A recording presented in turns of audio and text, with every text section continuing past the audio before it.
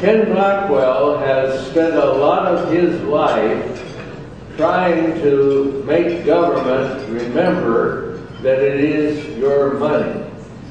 Ken has done outstanding service as mayor of Cincinnati, as state treasurer and secretary of state for the state of Ohio, and as a national leader for the taxpayers.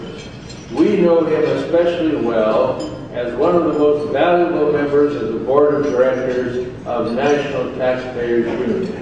A wonderful colleague who always brings good ideas, wisdom, good judgment to our board meetings. And you can read his bio in your book and the many good causes and good organizations he's involved with. We welcome Ken Blackwell now as our first speaker. Please go right ahead and enjoy yourself.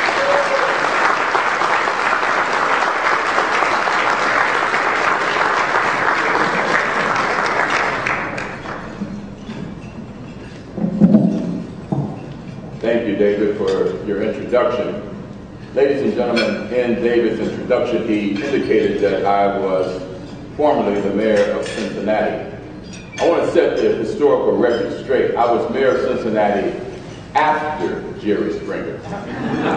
So that only goes to prove that sometimes the sublime does follow the ridiculous. I thought that I would frame the challenge before us historically.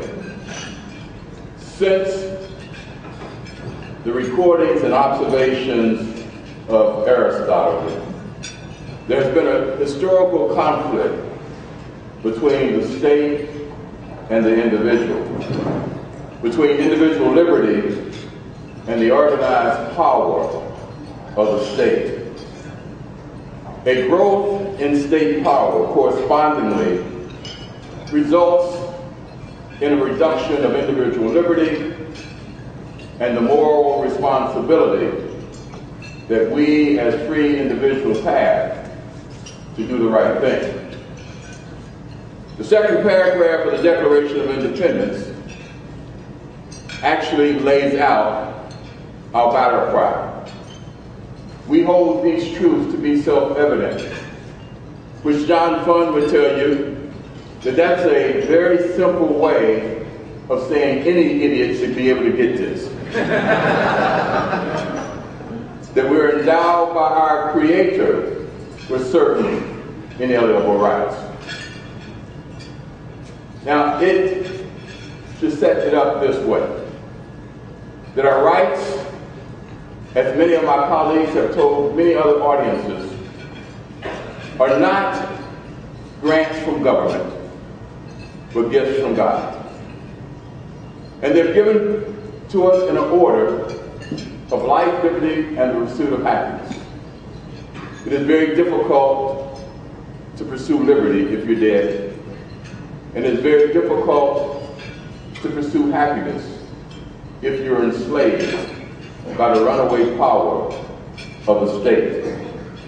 For those of you who were in doubt as to whether or not that tension and that conflict of worldviews was still in play and current, the February 16th edition of Newsweek magazine should have put your doubt to rest.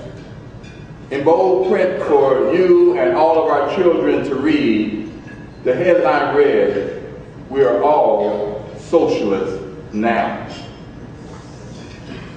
We are all socialists now. I don't know about you, but I'd be damned if I'm a socialist.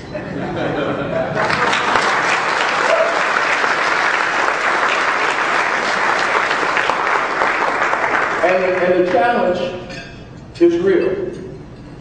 I don't think that we should understand when this conflict and when the struggle was crystallized. It wasn't crystallized last week. It started to be crystallized in the last year of the Bush administration. The parallels to the 1920s and the 1930s are remarkable. Republican President Calvin Coolidge was a staunch conservative, presiding over a robust economy in the roaring 20s. Republican President Herbert Hoover was a moderate who tried government intervention in the face of the economic downturn of 1929. And I might add, with disastrous results. But his intervention opened the door to FDR's rapid expansion of government intervention in our lives and government's size, with equally disastrous results. It wasn't until the end of the Great Depression, or the Great Depression didn't end until there was the intervention of the greatest military conflict in world history, and that was World War II. I would suggest to you that just like Coolidge, Ronald Reagan was a believer in freedom and in letting the economy and decisions of free individuals direct the growth and expansion of our economy. Just like Hoover, George Bush was a moderate who opened the door with government expansion, government bailouts, to set the stage for Barack Obama. The issue is very clear to me. The issue is whether or not we will sit down, as they used to say, sit on our hands, sit on our cans, and ask the stupid question, what can we do? Well, it is clear what we can do. It is spontaneous, it is grassroots up, and it is a staunch defense of our individual liberties. The Tea Parties are a manifestation of that intrinsic desire of individuals to be free of domination of the state. Let me be clear.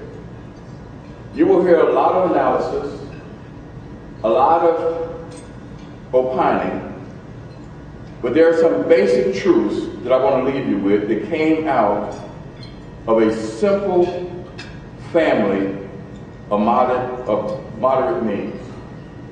In this case, it happened to be my family. My Uncle Albert used to say that doomsday is that day you get all of the government that you pay for.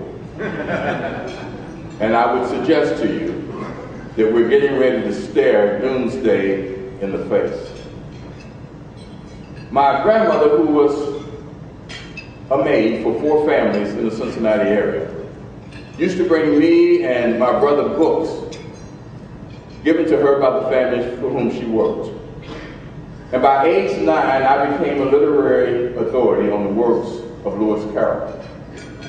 And one of my favorite scenes in Through the Looking Glass, Alice in Wonderland, was when the Mad Hatter and his friends were sitting at a long banquet table with a beautiful satin tablecloth.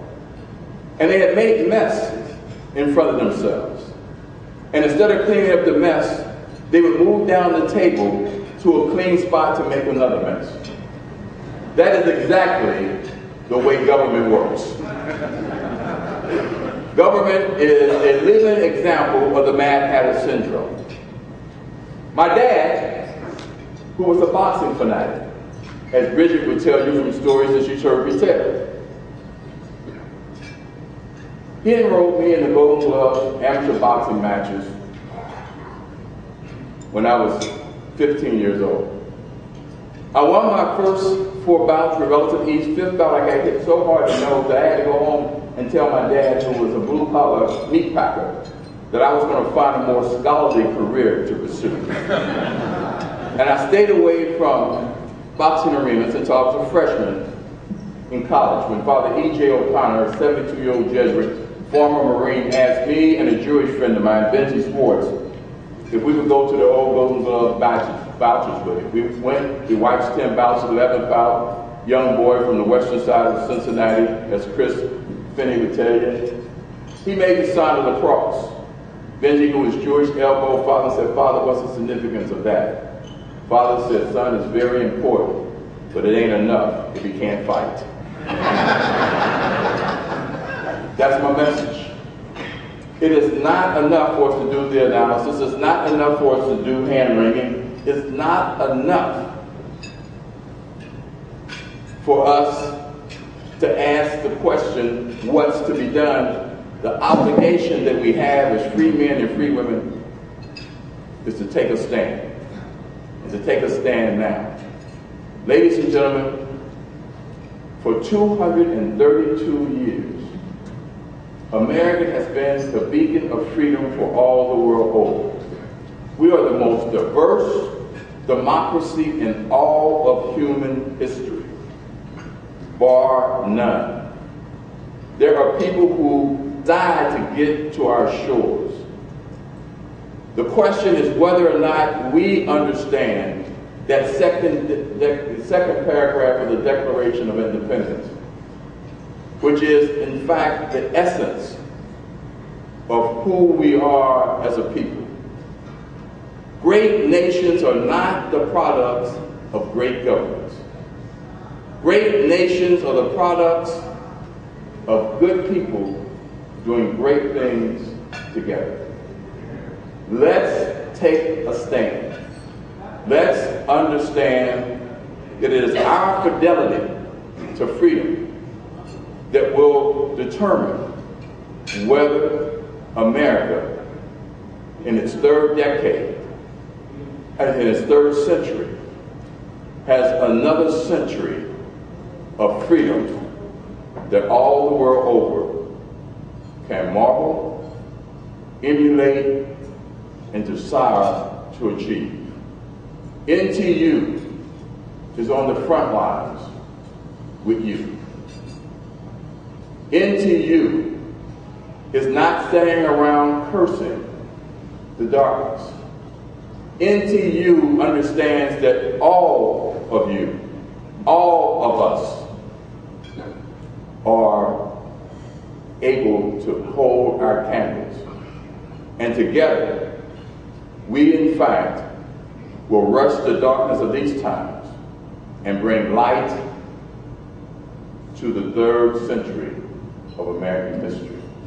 Thank you for NTU, but more importantly, thank you for what you do. And I look forward to hearing my good friend, Steve Moore, who has not only been a carrier of the light, but he has been a lamplighter intellectually and in terms of his personal commitment and activity across this nation. Thank you for all you do.